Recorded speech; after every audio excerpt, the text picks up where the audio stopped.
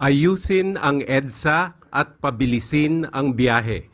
Yan ang mahigpit na bilin ni Pangulong Ferdinand R. Marcos Jr. bilang paghahanda sa pagsasaayos ng EDSA simula June 13, 2025 hanggang 2027. Kaya naman magkakaroon ng ilang adjustments sa EDSA busway at MRT-3. At bilang paghahanda na rin sa napipintong EDSA Rebuild Project, at bilang bahagi na rin ng information campaign ng Metro Manila Development Authority, magpapatupad sila ng dry run ng odd-even scheme sa EDSA mula June 16. At para bigyan tayo ng detalye tungkol dito, pati na rin sa No Contact Apprehension Policy, makakasama natin ngayon ang mga taga-MMDA na sina Attorney Victor Maria Nunez, ang Head ng Traffic Discipline Office, at si Mr. Gabriel Go, ang Head ng Special Operations Group, Strike Force. Magandang umaga po sa inyo, sirs. Thank you very much po, Asik Villarama, and good morning to all the members of the Malacanang Press Corps.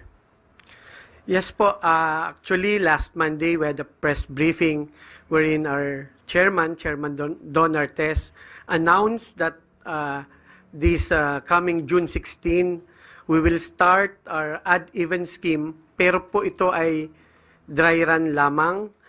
It will last for 1 month, and after that, titingnan ho natin, re-reviewin natin kung effective ba ito at kung may mga modifications or mga adjustments pang mangyayari. And I would like also to clarify regarding the issue dun po sa NCAP about emergency vehicles. Gusto po naming iparating sa inyo na lahat ng emergency vehicles, ambulances, fire trucks, yung mga gamit po ng ating kapulisan, exempted po sila. Ang mahirap lamang kung gawin namin, yung gawing automatic, yung sistema sa NCAP namin na outright exempted sila. Kasi po, pati yung mga VIP na mga private vehicles na mga wangwang, makakasama po ito kapag automatic naming isasama sa system. Pangalawa po, may mga nakita ho kami at sa aming obserbasyon, siguro po sa ilan sa inyo hindi pa alam na may mga ambulance, yung mga FB, ang tatak ambulance, but they are operated by funeral services. Ginagamit lamang ho pangkuha ng patay, hindi naman po papunta sa hospital. So, we have to validate kung yung mga may mark na ambulance at may mga wangwang talagang totoo at legit na ambulance or emergency vehicles.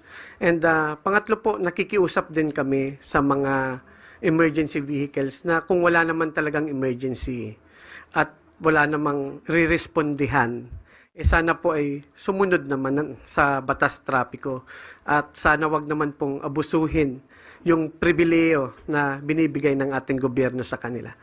Yan lamang po. Mr. Go will also give a briefing regarding our clearing operation sa ating mga alternate roads at mabuhay lanes. Good morning po to everyone. So, as what Director Nunez have already discussed to us, once again, i-reiterate lang po namin yung courtesy na binibigay po natin when it comes sa mga emergency vehicles.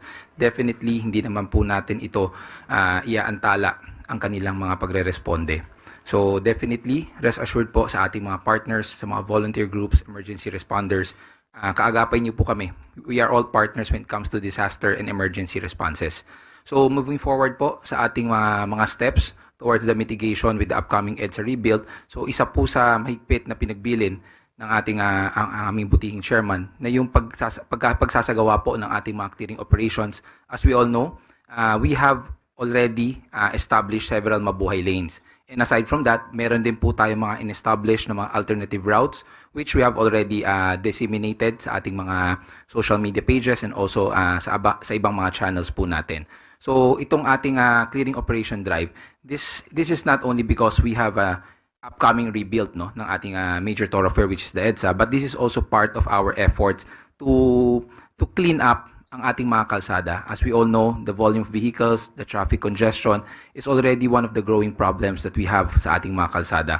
So, ang ating clearing efforts is to manage also and to lessen, mabigyan ng agarang solusyon to come up with a abrupt resolution sa problema po natin sa traffic. So all our clearing efforts, lahat po yan, hindi lang po double time, but we are also tripling up our efforts. Hindi lang po ito sa mga mabuhay lanes, as I said.